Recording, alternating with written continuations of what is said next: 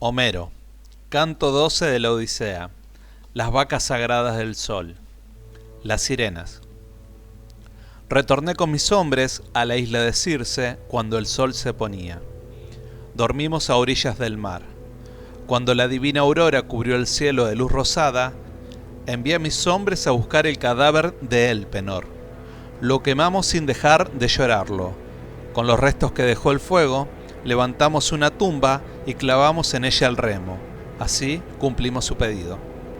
Circe llenó nuestro barco de víveres y de provisiones. Me dijo que, a poco de zarpar, llegaríamos a la isla de las sirenas. Estas ninfas del mar tienen rostro de mujer y cuerpo de ave. Cantan con tanta dulzura que los marinos dejan de conducir sus naves y terminan arrastrados a la muerte por furiosos remolinos hasta chocar contra las rocas. Los huesos de los marinos muertos rodean la pradera donde ellas viven sentadas, ya que no pueden volar y apenas si caminan. Circe me aconsejó de qué manera podía pasar por la isla sin sufrir pérdidas. Luego de las sirenas, podía elegir dos caminos, según mi voluntad. El primero era el de las rocas errantes, que se desplazan en el mar, tan pálidas y frías como ha de ser la parca, que corta el hilo de la vida. El otro camino era un estrecho que pasaba por dos acantilados. En cada acantilado había un monstruo. Finalmente, me dijo que al pasar por una isla llamada Trinacia, veríamos a las vacas del dios Sol, que nunca dan cría, pero que jamás mueren. Si yo o mis hombres le hacíamos el menor daño, el Sol se vengaría de inmediato.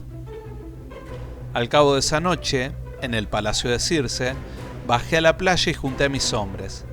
Les confié los vaticinios, arengándolos con voz potente, pues comprendieron que estarían ante nuevos peligros.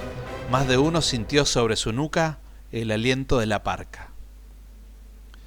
Partimos cuando la hija de la mañana bañó todo con su luz rosada, y muy pronto divisé la isla de las sirenas. Tal cual me había aconsejado Circe, tomé un pan de cera de abeja, y mis compañeros se taparon con ella sus oídos. Les pedí que mataran al mástil, pues yo sí quería oír el canto, pero a la vez necesitaba estar impedido de acercarme a ellas. Las olas se adormecieron, el viento dejó de soplar, la calma sagrada nos rodeaba por todas partes. Entonces, una de las sirenas, cuya voz podía escuchar porque navegábamos muy cerca de la orilla, me invitó a bajar y a disfrutar sus canciones. Mis remeros no podían oírme, mas comencé a hacerles señas con las cejas para que me desatasen. Ellos ignoraron mi pedido y remaron con más fuerza, justo cuando el canto de las sirenas envolvía el aire con tal dulzura que me empujaba a entregarme a ellas, a desear sin límites que hicieran de mí lo que se les antojase. Mi deseo era pertenecer a ellas, de uno u otro modo, y gustoso cedía a sus influjos. Pero mis hombres no podían escucharlas por la cera, y no estaban encantados como yo. El mismo Euríloco se acercó a mí, aunque para atarme con nuevos lazos, y en poco tiempo, la isla de las sirenas fue un bulto que se perdió en la distancia. Dos monstruos, Escila y Caribdis. Cuando presenté a lo lejos humo, nieblas y un estruendo de olas revolviéndose, supe que estábamos cerca de las rocas errantes. Al punto, le pedí al piloto que se alejara, pues según lo que me había dicho Circe, ni las palomas se salvaban de la muerte al chocar contra ellas. No tuve más elección que pasar por el estrecho. De un lado había un acantilado altísimo, en cuya cumbre flotaba un nubarrón negro donde refulgían las hebras de un relámpago inmóvil. En el medio del acantilado estaba la cueva de Escila, un monstruo de 12 patas deformes y 6 cabezas de perro, con 3 hileras de colmillos. Cada cabeza se sostiene de un cuello que las hace llegar al agua. Se alimentan de peces, delfines y marinos. Ya me había dicho Circe que, inevitablemente, 6 de mis hombres morirían, uno por cada cabeza de Escila, y esto lo mantuve en secreto para no desanimarlos. Escila no es más que una creación de los conjuros de Circe, quien así transformó a una bella muchacha que amaba a un dios marino. Circe, celosa, la condenó a devorar seres vivos en ese tenebroso rincón de los océanos. Esto me lo contó años después la ninfa Calipso. En el acantilado opuesto, bajo la copa de una higuera gigante, mora Caribdis, una mujer voraz que traga las salobres aguas del mar y luego las vomita. Así crea remolinos que empujan los barcos al fondo. Ingenuamente, me calcé la armadura y me subí con 2 lanzas al tablado de proa, una para cada bestia. Mas pasábamos por el siniestro lugar y nadie nos atacaba, hasta que a lo lejos lo vi. Vi a Caribdis que, lanzando sus chorros de agua sobre el mar, producía una caldera de espumas y aguas que parecían hervir. Ordené al piloto que se arrimara a la otra pared, pues, tal como me había dicho Circe, no había modo de no ser tragado por ese embudo insaciable. El piloto obedeció mis órdenes, y atento por el estruendo de Caribdis, por un segundo no miré el lado de Escila. Como un rayo, asomaron las 6 cabezas con sus horribles hileras de dientes y con sus flexibles cuellos. Tomaron a 6 de mis hombres que sostenían aún los remos en sus manos, para devorarlos con lentitud. ¡Cuánta razón tenía Circe! ¡Qué absurda pretensión era intentar defenderse de aquellos monstruos! Lo único sensato era pasar por ellos lo más velozmente posible. Arrojé mi armadura y las lanzas y tomé un par de remos para ayudar a sacar la nave del estrecho. Hasta que lo logramos, nadie respiró siquiera. Me di vuelta y vi a mis hombres en las fauces de Escila, que me llamaban para que yo los salvara, mientras la bestia los iba tragando. No quiero detenerme en las penas que nos destrozaron el alma al salir del estrecho. Podíamos imaginar el crujir de los huesos de nuestros amigos masticado por Escila. Las vacas del sol. Cuando llegamos a los alrededores de la isla del Sol, sugerí a mis compañeros que no nos convenía bajar a tierra. Todos los augurios de Tiresias y de Circe indicaban que una horrible amenaza se cerniría sobre nosotros allí donde moraban las vacas del sol. Fue el otrora prudente Euríloco, el mismo que no quiso entrar en el palacio de Circe, el que me trató de cruel por no permitir a mis hombres bajar esa noche a la playa, comer y descansar en paz y partir al día siguiente. ¿Cómo cambiar lo señalado por la parca en el azar de nuestras vidas? Ni siquiera los dioses pueden contra el destino. Esa noche, una tormenta salvaje produjo grandes daños en los árboles de la isla.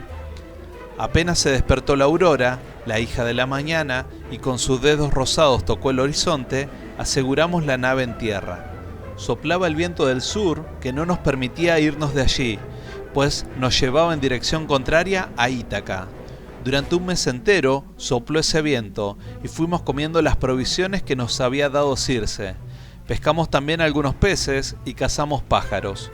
Yo les recordaba, sin cesar, a mis amigos que más valía comer raíces antes de que alguno pusiera las manos sobre las gordas vacas del sol. Un día exploré solo la isla para buscar alimentos. Fatigado, oré en un rincón protegido por el viento, y algún dios me mandó dulce sueño. En esa ausencia, Euríloco comandó la locura de mis compañeros hambrientos. Fue él, que ya estaba flaco por la escasez y era todo piel y huesos, quien les dijo que más valía morir de un golpe por la furia del dios Sol que morir de a poco por efecto del hambre. Aconsejó tomar las vacas más gordas y comerlas. Al despertar en aquel plácido rincón sin viento, caminando hacia la playa, ya pude sentir en el aire el agradable aroma de la carne asada. Enfurecido, recordé a mis compañeros el error fatal que habían cometido. Al instante, vimos señales terribles de la cólera del dios. Los cueros de las vacas se arrastraban por la arena como serpientes.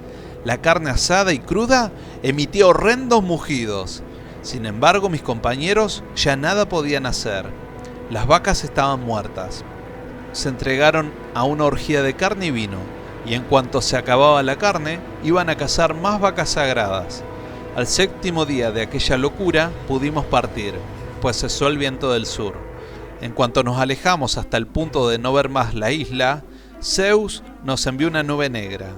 La tempestad y los torbellinos cortaron los cables del mástil que, al caerse, mató al piloto. Entonces Zeus nos mandó un rayo que estremeció la nave. Mis compañeros cayeron al agua. y el oleaje jugó un rato con ellos hasta que la parca los devoró. La venganza del sol se había consumado. En cuanto a mí, anduve toda la noche a merced de las olas, montado a la quilla y al mástil, que había logrado unir con un lazo. El viento del sur, que volvió a soplar, me llevó nuevamente al estrecho de los monstruos Escila y Caribdis, la cual estaba absorbiendo el agua del mar. Pude trepar a lo más alto de la higuera y allí, oculto como un murciélago, colgado de las ramas, aguardé a que Caribdis me devolviera la quilla y el mástil que se había tragado junto con el agua. En cuanto el monstruo vomitó y vi los maderos, me arrojé al agua. Tras sentarme encima del mástil, hice que mis brazos fueran remos, y no permitió Zeus que Escila y sus 6 cabezas me vieran, pues de lo contrario estaría muerto. Desde allí nadé 9 días hasta la isla Ogygia, de cuyas orillas me rescató la ninfa Calipso. Ella me brindó sus favores, pero luego, como ya dije, no me dejó partir durante 7 años. Así terminó de contar sus aventuras Ulises, el fecundo en Ardides. Los feacios quedaron maravillados por sus relatos. El rey Alcino, entonces, les encargó a sus súbditos que, al día siguiente, regalaran calderos y trípodes al héroe y que hicieran una colecta en el pueblo para que Ulises regresara feliz a su patria. Dicho esto, todos se fueron a procurar el descanso.